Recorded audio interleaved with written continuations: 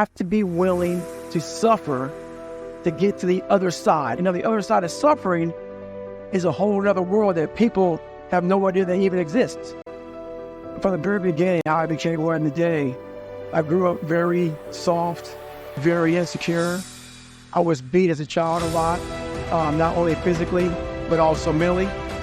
My dad was an alcoholic, so it transferred to him being very abusive, me growing up, not just to me, but also my mother.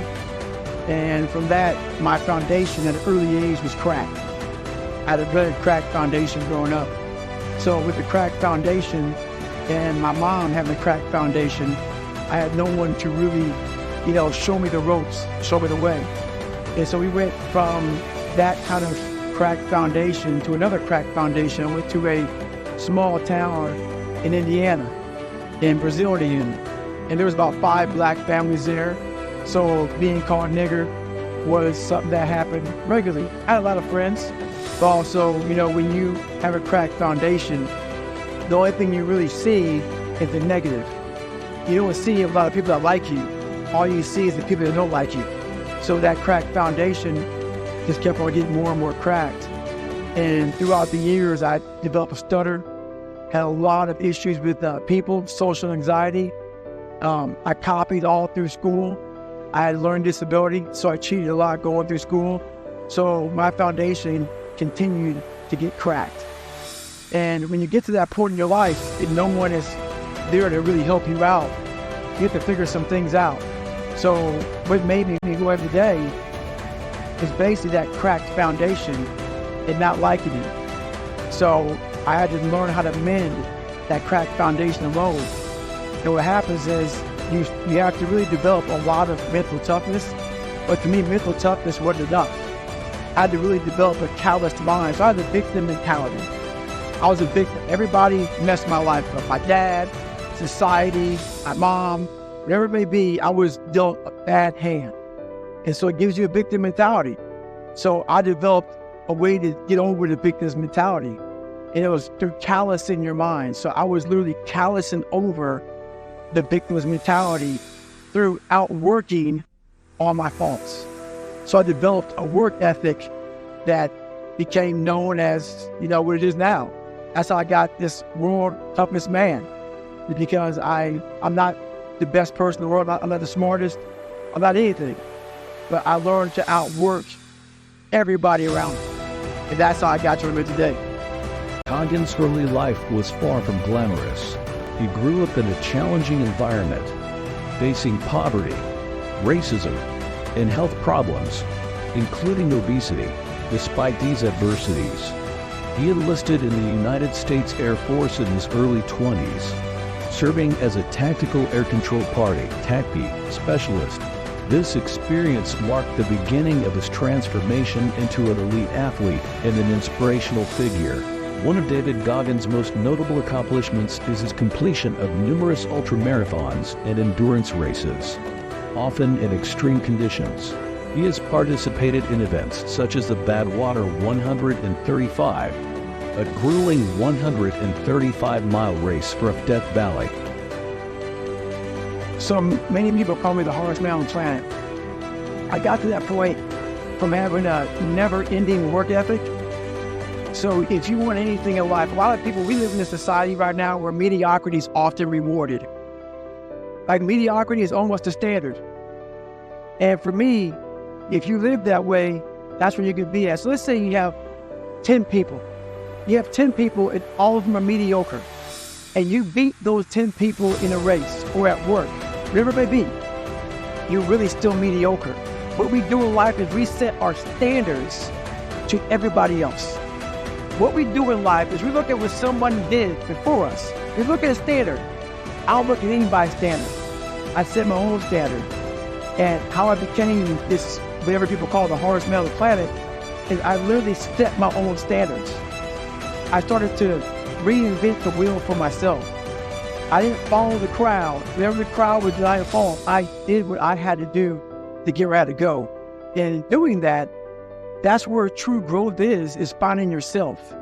I'm not trying to be like Michael Jordan or be like Tiger Woods or anybody else. I'm trying to be like David Goggins. And through that, you can find out what you're made of. And you are trying to conquer yourself. And that's how I got this title.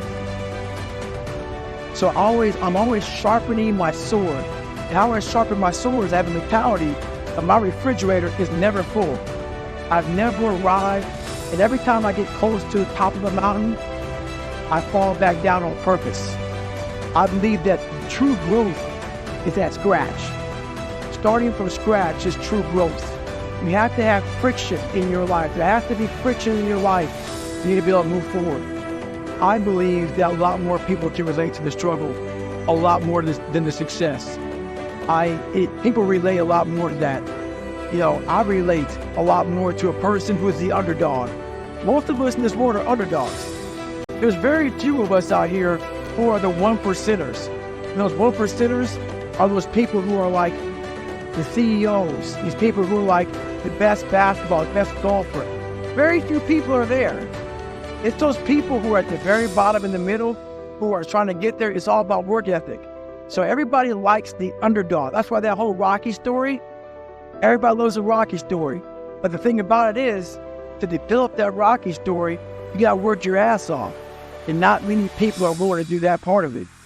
That's the hard part about overcoming the odds, overcoming yourself, is you have to create a Rocky story.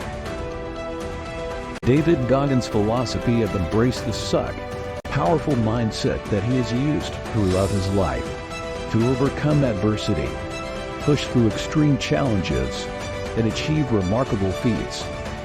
Embracing the suck means acknowledging that life can be difficult, uncomfortable, and painful at times. Rather than avoiding or complaining about these challenges, Goggins encourages us to accept them as an essential part of the journey towards self-improvement and personal growth.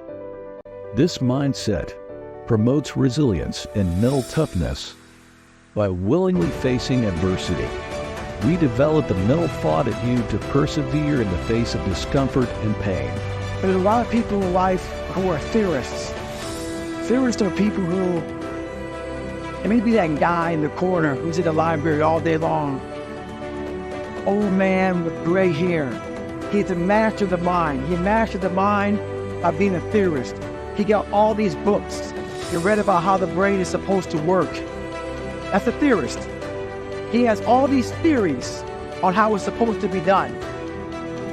You want to be a practitioner in life. A lot of people who study theories will put these bars, these invisible bars and barriers on your mind about what we can and cannot achieve as human beings. That's a theorist. A practitioner will listen to a man like a theorist and defy the odds. Don't ever be a theorist, be a practitioner. Be a guy who goes out there and actually does the work. Put yourself in situations. Like when I was going through Hell Week, I got to see where my mind was. It's 130 hours. Hell Week's 130 hours. At hour 48, 72, your mind is a mess. You're all over the place. A theorist would tell me what he thinks is going to happen. A practitioner dives into suffering, and as he's suffering, he's then writing the book while he's suffering. Please, don't forget to subscribe to the channel for more motivational, life-changing videos like this one. Thank you for watching.